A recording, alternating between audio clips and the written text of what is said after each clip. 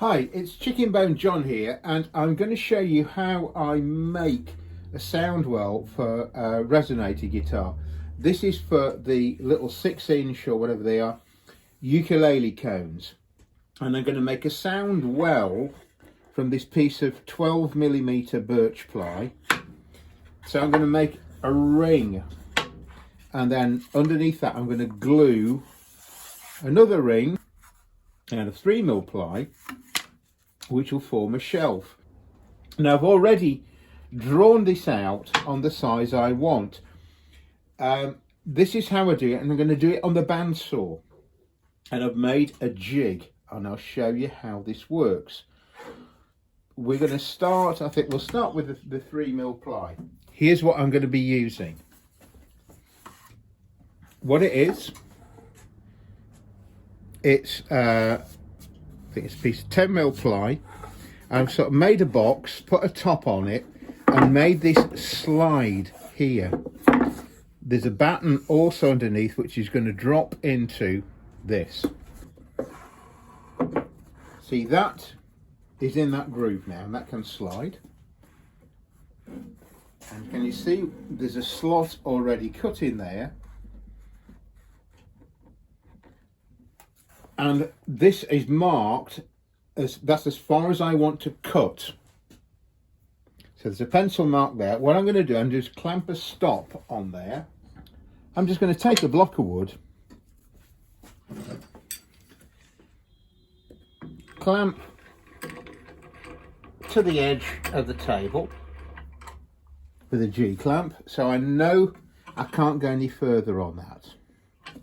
This all looks, it may all look a bit weird, but trust me, this does work.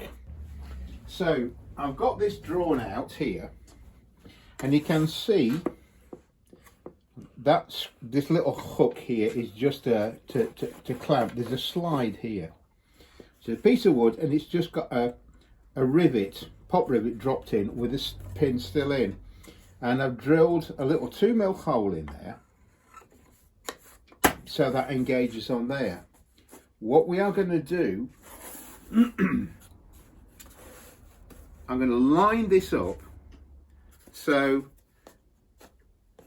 where I'm going to be cutting to start the outside edge of the ring is coincident with that slot. And if I just twist that, that will, okay, that's locked that in. What I will do, I'll slide it, and I'll start my cut until it reaches the stop, and then I'll turn. It's a little bit of magic, I think. So let's try this. We set that all up straight, fire up the bandsaw. Now set this pretty low, so for safety's sake, okay. Actually, just bring that up a tiny bit because I'll need to get my other piece of plywood underneath there, so I'll just lock that up. Right, let's start the cut.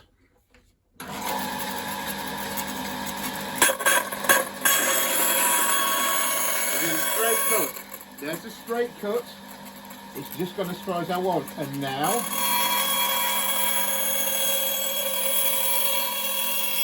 I'm cutting the outside of this. I'll just turn it, keep my hand well away from the blade. This is about a 3/8 blade, quite fine cut. Probably be better with a 1/4 inch. We'll keep on going. Keep on going.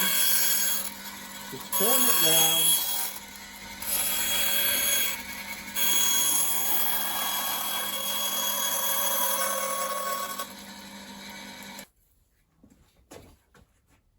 And there's my round piece. Okay, that's the outside cut. I'm going to cut the other piece. Same procedure. We drop the pin onto there. Yep, we've got enough clearance under that. Don't need to do anything with that. So I'm going to do the same thing again. Line that up. Maybe go a little slower because it's a bit thicker.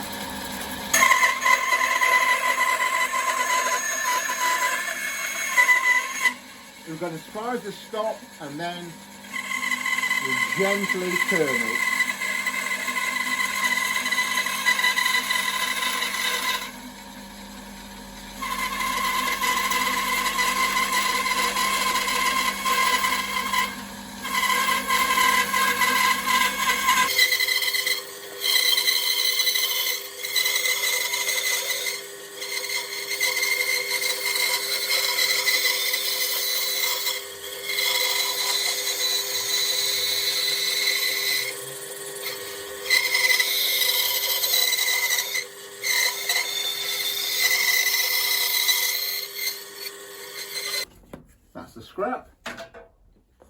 I might need to just clean that up a wee bit. Now, here's the other bit. I'll drop this back on. Now we're going to cut the inner part. It's going to cut through this, so when it's cut, we'll just close the gap with a bit of veneer. So I'm going to bring that up. So where I want my inside, that's going to line up with that cut. So I'm going to do the same thing.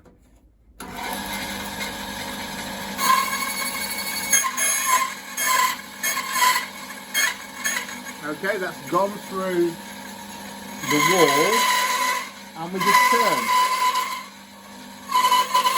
You see what's happening?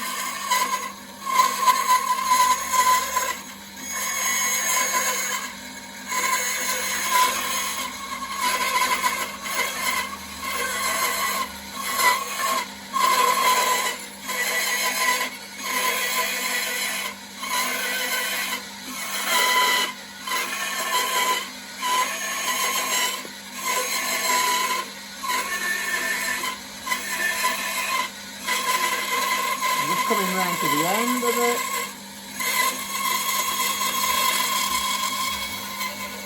That's it. The core's my scrap now. And can you see what we've got? We've got a complete ring. We've just got this saw cut through. Oh, and all I'll do, I'll insert a piece of veneer in there, glue it and clamp it up. So that's that. To do this other one, I want a larger line, so I want a larger shelf, so a smaller inside bit. Just there we go. And then I'm going to move my slide so that this line, which I've drawn, consistent with where I want my circle to go, there, I'm going to clamp that. Yeah, I've just found this isn't quite biting on the slide, so I've clamped the slide in place. That's not going to go anywhere.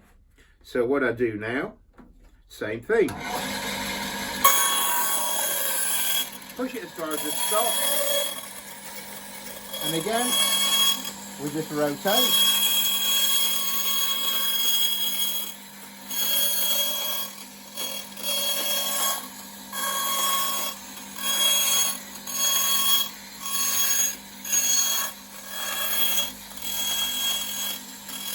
Be careful as you come down and finish the job. That's it.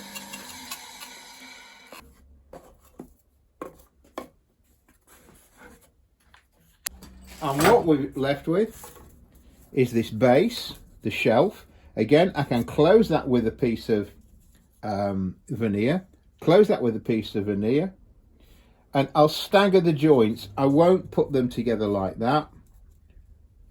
You know, so, well, in fact, if you do it like that, the joints are staggered, if you will, as long as you don't sort of, they're not going to be coincident anyway.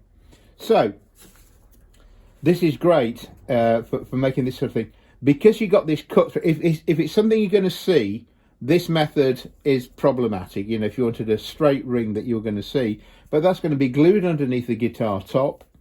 The cone's going to sit in there. So just closing that up with a piece of veneer is perfect.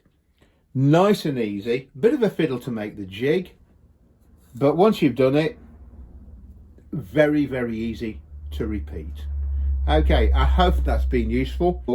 This is where the bandsaw really scores for doing curves and stuff like that. It's something a table saw can't do. A sort of fret saw doesn't give you that accuracy. But just making a jig can just mean awkward little jobs become very simple. Okay, thanks for watching. Bye for now.